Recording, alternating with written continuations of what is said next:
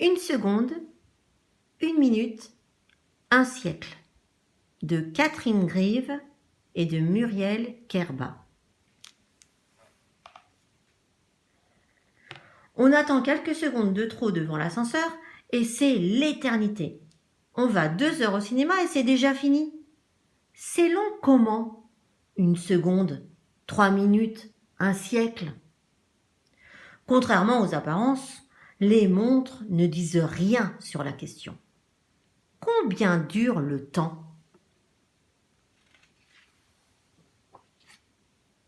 Une seconde, c'est le temps de tomber amoureux. Le temps pour 4 enfants de naître quelque part dans le monde. Le temps pour le cœur d'une personne de battre au moins une fois. Le temps de tourner une page de ce livre. 3 secondes, c'est la durée de vie d'une bulle. La durée de mémoire d'un poisson rouge, comme dit la légende. Le temps que mettent les acteurs dans les films pour faire leur valise. Le temps mis par une maman pour boutonner son manteau.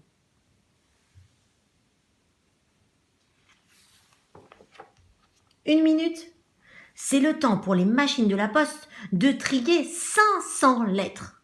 Le temps d'hésiter entre vanille ou chocolat et de choisir pistache. Le temps de se fâcher ou de se réconcilier. Le temps qu'on met normalement pour faire pipi. Et 3 minutes, c'est le temps d'une pluie en été. Le temps de cuisson d'un œuf à la coque. Le temps pour les pompiers de se préparer la nuit. Le temps d'une chanson à la radio. Et 5 minutes, c'est le temps pour que tout se complique sur le tableau. Le temps que dire beaucoup de choses d'après ce que disent les grandes personnes. Le temps qu'il peut falloir pour lasser ses chaussures. Le temps d'une descente en parachute à 4000 mètres.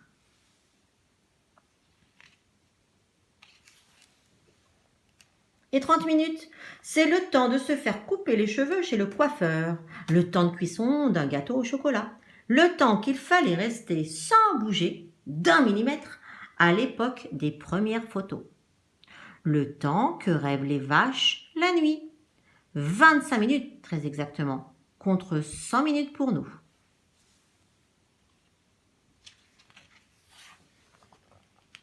Une heure, c'est le temps qu'il faut au lama pour se mettre à marcher après sa naissance. Le temps de monter une tente, du temps de papy. Une petite seconde pour nous aujourd'hui.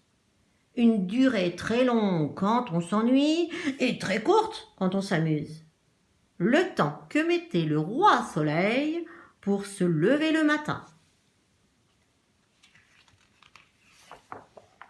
Et une journée, c'est le temps que met la Terre pour tourner sur elle-même. 23 heures, 56 minutes et 4 secondes très exactement, pendant une journée plus une nuit. Le temps de petit déjeuner, déjeuner, goûter et dîner. Le temps que met la marée pour monter et descendre plusieurs fois. Et la durée de vie d'un bonhomme de neige en plein soleil.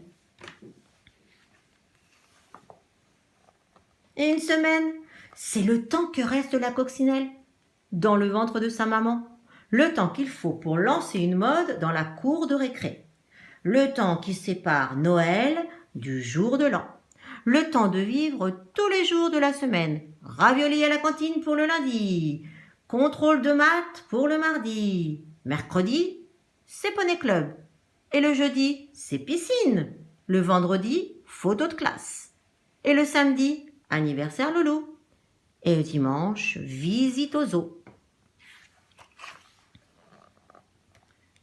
Un mois, c'est une durée de 28 jours, 29 jours, 30 jours ou 31 jours.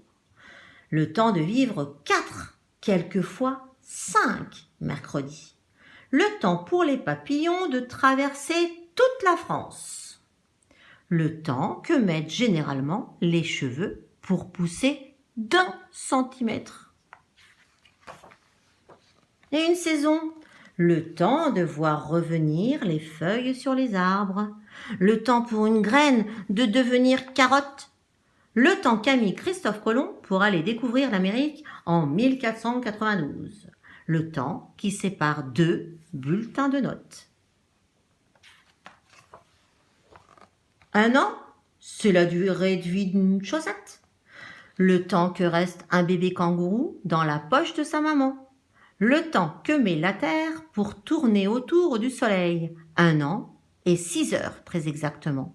Le temps qui sépare les anniversaires. Et 10 ans alors? 10 ans, c'est l'âge auquel Mozart savait écrire des symphonies. L'âge qu'il faut attendre pour s'asseoir devant en voiture. Le temps pour un iguane de muer au moins 100 fois. La durée des études pour être chirurgien. Et un siècle? Un siècle, c'est l'espérance de vie des tortues de mer. Le temps qu'il faut à un arbre pour repousser après avoir brûlé. Le temps qu'a dormi la belle au bois dormant. Le temps d'avoir des enfants, qui ont eux-mêmes des enfants, qui ont eux-mêmes des enfants. Et 1000 ans? 1000 ans, c'est le temps qu'il a fallu aux dinosaures pour disparaître totalement de la surface de la Terre. L'espérance de vie d'un figuier ou la durée de vie d'une bouteille en plastique jetée dans un champ. Ou l'âge de certains châteaux forts. Et l'éternité alors? L'éternité, c'est le temps que reste la piqûre dans la fesse. Une durée qui n'a ni commencement ni fin. Le temps que met Noël pour arriver chaque année. Et surtout, c'est le temps qu'un garçon se décide à embrasser une fille. C'est long l'éternité.